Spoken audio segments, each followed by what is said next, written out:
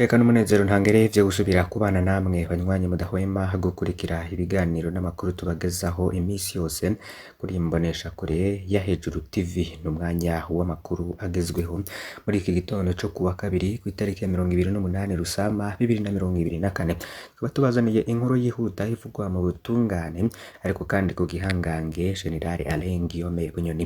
Imbere yuko dutangura iyo nkuru tubagezeho ndamutso tubaramutsaho muherereye hose abanywanyi mudukurikira muri mu bice bitandukanye mu gihugu c'u Burundi, muri mu gihugu ca Tanzania, mwe mudukurikiye muri yo nimuze gucikwa n'aya makuru. N'abandi benshi tuzi ko badukurikira bari mu bindi bihugu bibanyi, bari ku mugabane wa Afrika no ku yindi migabane ya kure, mwese turabakengurukiye cyane ko mubandanya gukurikira ibiganiro n'amakuru tubagezaho, basaba kandi kugira ngo nimuze gucikwa turabahaye ekaze. Ku munsi w'ejo rero abantu batari munsi ya 70 bariko barumviriza urubanza rwa Alain Guillaume Bunyoni mw'ibohero rikuru rya Gitega kuri uyu wa mbere, bari bagizwe n'imbonerakure zari zarongezwe kugira ngo bigire abariko barumviriza urubanza.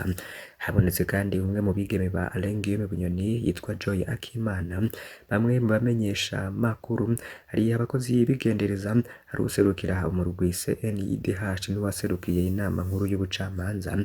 Nimba abari bitavye bategetswe gukura impunzu nk'uko vyagenze kuri Joy Akimana kuwa 22 Rusama igihe yaragiye kuramutsa se wiwe nk'uko vyashikirizwe na Pacifique Nazwe uharanira agateka kazina muntu ari mu buhungiro, avuga ko basatswe cane gushikaho bategekwa no gukura ibirato. Nta kintu na kimwe cari cemewe muri iyo nyubako yabereyemo urwo rubanza, niko rero vyabonwe n'abashinga intahe bavuganye natwe. Ivyaha Alain Guillaume Bunyoni yagirizwa vyariyongereye ku munsi w'ejo mu gisata c'iyungururizo. General Alain Guillaume Bunyoni rero akaba yararengutse mu gisata c'iyungururizo ca sentare nahinyuzwa kuri wa mbere, urubanza rero rwumvirijwe mw'ibohero rikuru rya Gitega ku mugwa mukuru wa politike. Cariho c'umushikirizamanza wa Republika yavuze ikirego gishasha ko bwiwe yahoze ari umushikiranganji wa mbere w'u Burundi yaragerageje kumvisha umugambi uri ku butegetsi muri Tanzania Chama cha Mapinduzi canke CCM kugira ngo umufashe gutembagaza inzego mu Burundi. Abacamanza ba sentare nahinyuzwa bashashe mu ibohero rikuru rya Gitega. Iyo sentare iri ku mugwa mukuru w'ubutunzi Bujumbura ku birometero bishika 100 uvuye Gitega. Kuri wa mbere niho hatanguye urundi rubanza rwo mu gisata c'iyungurizo kuri uwo yahoze ari umushikiranganji wa mbere Alain Guillaume Bunyoni, yanishijwe muri Kigarama 2023 gufungwa ubuzima bwe bwose. Muri urwo rubanza rwo kuri uyu wa 27 Rusama guheze rwari rwitabwe n'abantu batari munsi ya 70, cariho c'umushikirizamanza wa Republika yashikirije ikirego gishasha. Bunyoni rero yagerageje kugondoza umuganga CCM muri ku butegetsi muri Tanzania kugira ngo agwanye ubutegetsi yongere asenyura inzego zo mu Burundi.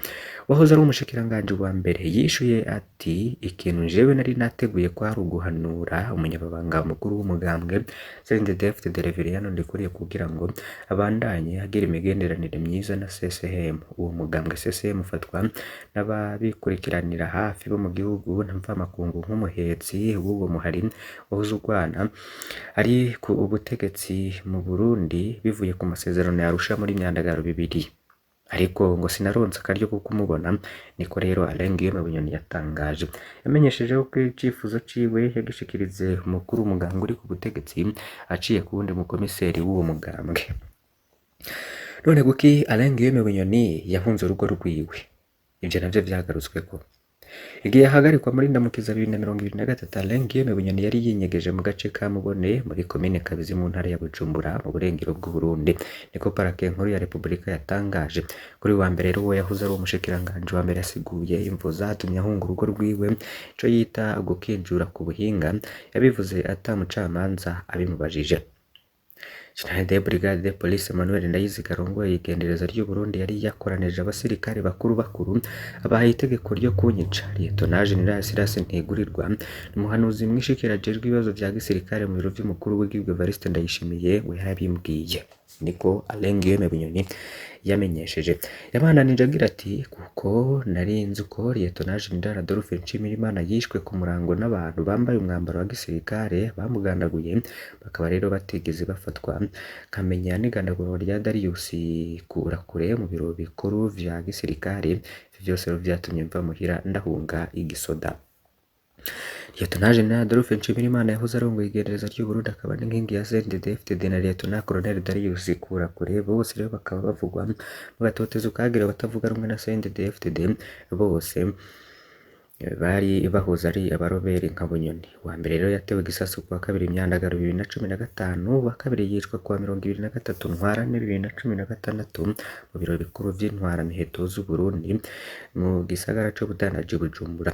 Kuri wa mbere rero uwo yahoze ari umushikiranganje wa mbere yibukije ko yahaye amafaranga y'agaciro Bob Rugurika, umuyobozi wa RP radio ivugira hanze y'igihugu kuva ituriwe nyuma y'igerageza ryo gutembagaza ubutegetsi byanse mu kwa gatanu 2015. Yashimangiye agira ati naraguze amakuru ariko Bob Rugurika ntigeze umugenzi wanje kuko ndazi ko ari umwanzi w'umugambwe wacu, umugambwe rero nagwaniye imyaka 10 mparanira demokarasi.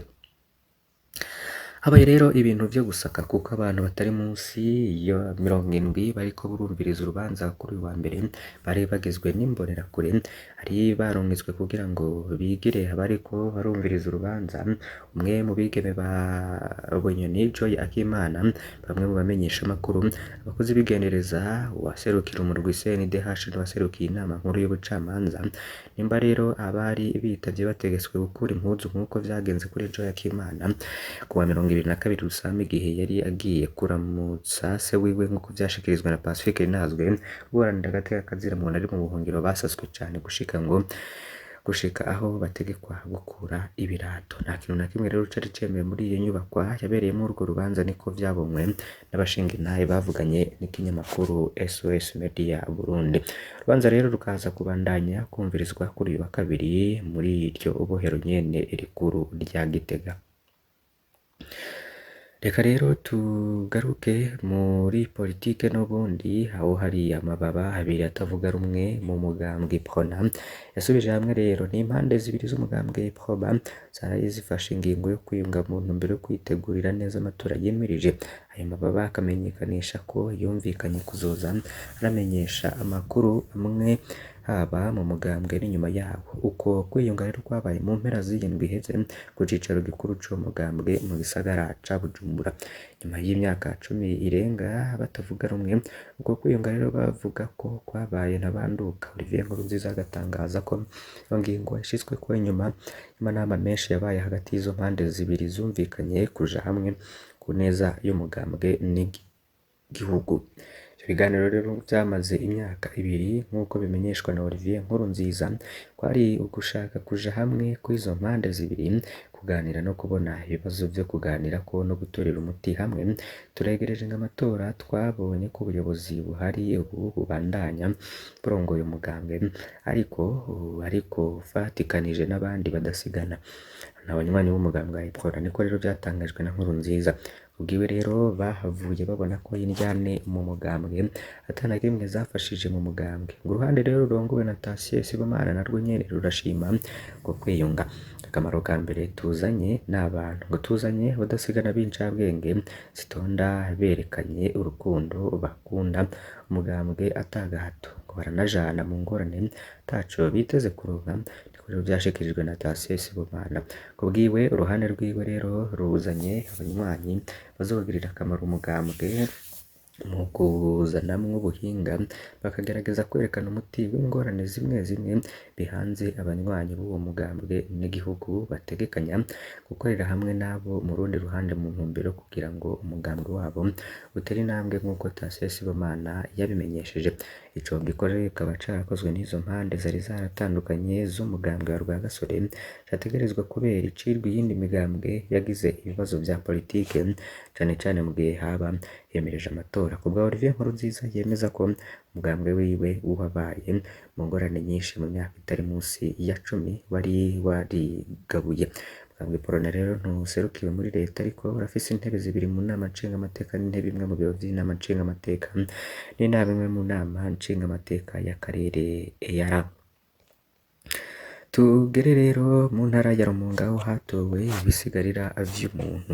Ibisigarira vy'umuntu yishwe rero vyaratowe mu nzu iri ku mutumba Nkayamba muri komine n'intara ya Rumonge manuka bushira uburengero bw'u Burundi.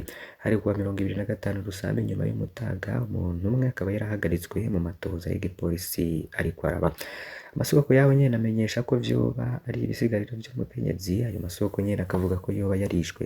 Iyo nzu rero yatowemwo ayo magufa nta muntu yabibamwo. Hari haheze n'umwaka urenga. Baguze ico kibanza nibo babonye ko hari amagufa muri ico kibanza mbere yo gutabaza intwaro. Bashitse abaserukira intwaro rero bafatikanije n'igipolisi baciye bazura ayo magufa. Muri ico kinogo harimo ibitenge bituma hiyumvirwa ko ibisigarira ari ivy'umukenyezi bivuga ko n'ababibonye ayo magufa. Havugamwo rero ivy'amatati mu muryango. Iyo parasera ni ya Irene Kantunge ko umugabo wiwe Zakarini Ntunze yagomba ko igurishwa muri 2022. Umugabo yari yafunzwe mbere yuko arekurwa. Ico rero Zakari yari yakubaguye umukenyezi wiwe. Mu nyuma Irene yari yanasezeye yategura kuja gukora akazi hanze y'igihugu, kabitomorwa n'ababanyi bavuga ko bahora bibaza ko umugabo wiwe yoba yari yaciye yimukira muri komine avukamwo. Gusa imvukira ya Rumonge yagiye kuba muri iyo ntara avuye muri komine n'intara ya Gitega hagati mu Burundi. Intwaro iyo ikemeza ayo makuru ko gushika ubu nta wari azi irengero ry'abo bantu babiri bari bubakanye. Igipolisi rero cemeza ko cahagaritse umuntu umwe mu matohoza kiriko kiragira n'umukenyezi mwene wabo wa Irene ari atonze umwana wiwe ariko akaba atigeze abwira umuntu n'umwe iyo mwene wabo ari. Abanyagihugu rero bakaba basaba ko amatohoza yigenga ku rubanza rudahengamye. Mu ntara ya Kirundo abadandaza rero bashengejwe bagirizwa guhungabanya umutekano, gufungwa rero imyaka 2 n'ihadabu ryo miliyoni w'amarundi. Umwe nico gihano sentare nkuru ya Kirundi yahanishije abadandaza babiri bagirizwa guhungabanya ubutunzi bw'igihugu. Aho abadandaza bagomba baje kugurisha iyo kawa mu Rwanda. Leonidas Hakizumwami batazira bitanagira n'umudandaza wo ku mugwa mukuru wa Kirundo na Eric Tungimana umudandaza wo ku mutumba Nyamabuye muri komine Bugabira iyo ntara nyene baracira uburanza na sentare nkuru ya Kirundo bagirizwa guhungabanya ubutunzi bw'igihugu. Bw'amasoko ava muri parike ya Kirundo igipolisi cari cafashe imifuko y'ikawa yumye ku muhana wa Leonidas Hakizumwami vyose hamwe bipima ibiro 2221 nyuma y'isakwa ryabaye ku munsi wa kabiri uheze ku muhana wiwe. Eric Hatungimana nawe nyene yafatiwe ku mugwa mukuru wa Kirundo inyuma yo gutoroka agashoka komine Bugabira. Polisi rero cari cafashe ibiro 835 vy'ikawa yumye ari haheze n'amayinga abiri. Kuri abo badandaza babiri cari bamushikiriza amanza Repubulika yanabasabiye igihano co gufungwa imyaka 5 n'ihadabu ryo miliyoni 1 wese bagirizwa icaha co guhungabanya umutekano. Babiri rero bakaba bagirizwa baremeye n'icaha basaba sentare kubakubita inkoni ngufi. Nyuma y'umwiherero sentare nkuru ya Kirundo yafashe ingingo yo kubafunga imyaka 2 no kuriha amande yo miliyoni 1 ku masoko rero atandukanye. Abadandaza bari bagamije gushora mu kinyegero ako kawa mu gihugu c'u Rwanda aho igiciro kiri hejuru agereranijwe no mu Burundi. Mu manama atandukanye akorana n'abajejwe intwaro n'umutekano mukuru w'igihugu c'u Burundi Evariste Ndayishimiye yisabansi b'igihugu abadandaza bajana bidandazwa mu bihugu bibanye co kimwe n'abakozi ba leta bafise uruhara muri urwo rudandazwa. Naha duhereje amakuru twari twabateguriye muri iki gitondo, mbasabe kugira ngo ntimuze gucikwa n'ibindi byinshi bigiye bitandukanye tuza kubagezaho uyu munsi wose. Imana ibahezagire tuze gusubira kubana.